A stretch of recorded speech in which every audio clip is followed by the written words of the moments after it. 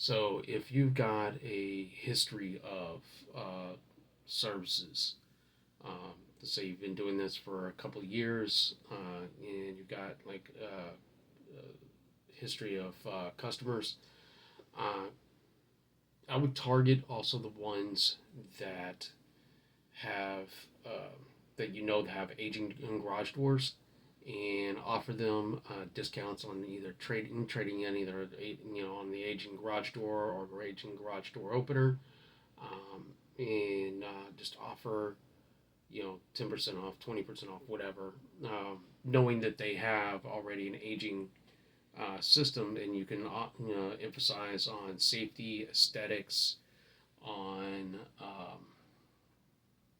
other things. Um, uh, I just died.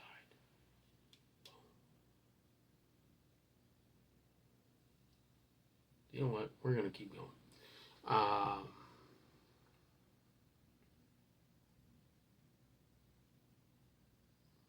so after you send all these messages out, after you focus on safety, aesthetics, and whatnot, track your responses and see which offers work the best, which areas have worked the best. Um, so, like and subscribe for more garage door marketing tips.